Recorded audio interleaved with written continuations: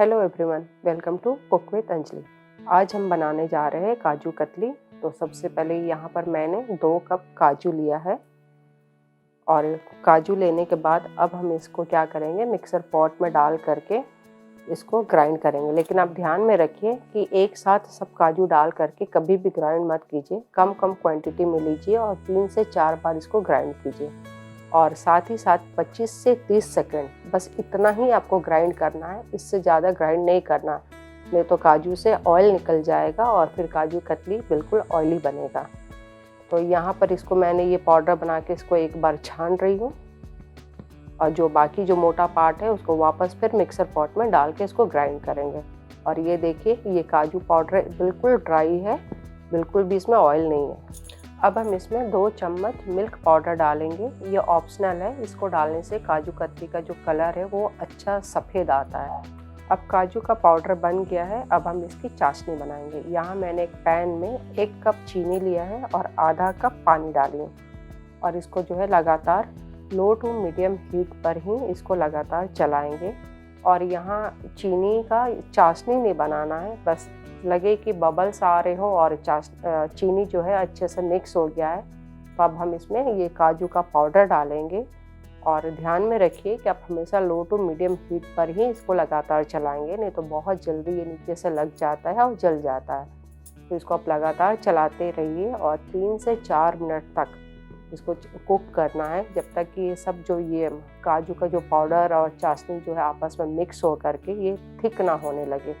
ये अभी हल्का हल्का थिक हो रहा है, लेकिन अभी ये और भी कुक होगा। ये मैं लगातार इसको बस चलाए जा रही हूँ और ये मिश्रण जो है थिक हुआ जा रहा है, लेकिन अभी इसको और भी चलाएंगे। ये धीरे धीरे थिक हो रहा है। और एक बात आप और ध्यान में रखिए कि जब भी आप काजू कतली बना रहे हैं तो इसका सिंपल सा है कि जितना भी आप काजू लेते हैं उसका आधा चीनी और चीनी का आधा पानी, इसका यही मेजरमेंट होता है, तभी काजू कतली अच्छा बनता है। अब ये बहुत गाढ़ा हो चुका है, अब हम हीट को ऑफ कर देंगे और इसको हल्का ठंडा होने देंगे।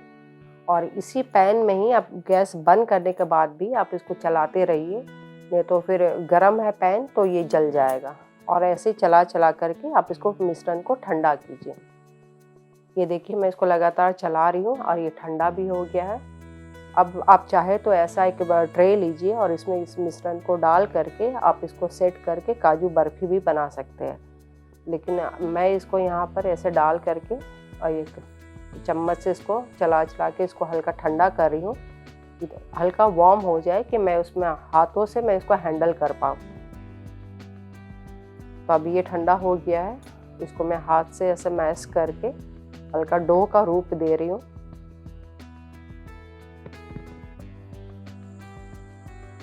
और इसके ऊपर एक वैक्स पेपर डाल करके अब इसको रोलिंग पिन की सहायता से इसको पतला बेल लेंगे।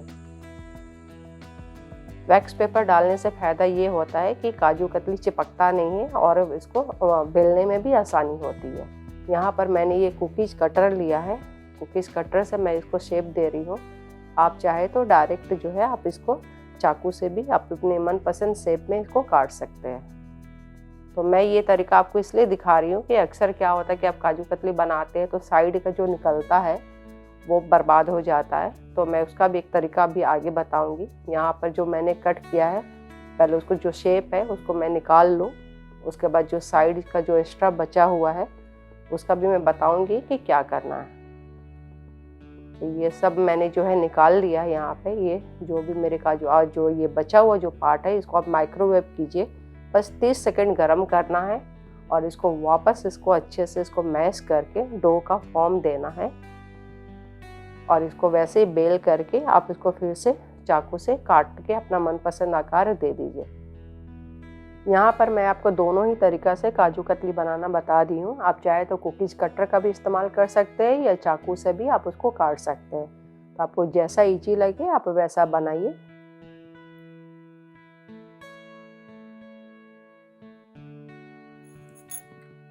और इसके बाद क्या, काटने के बाद क्या है कि आप कुछ देर के लिए इसको रख दीजिएगा, क्योंकि ये हल्का सा वार्म होता है तो हल्का स्टिकी होता है, लेकिन जब वो ठंडा होगा तो एकदम से ड्राई हो जाता है। और बिल्कुल एकदम बाज़ार से भी अच्छा काजू कतली जो है ये मैंने घर में बनाया है। तो आप इसे ज़रूर ट्राई करें और आपका फीडबैक मेरे साथ शेयर कीजिए।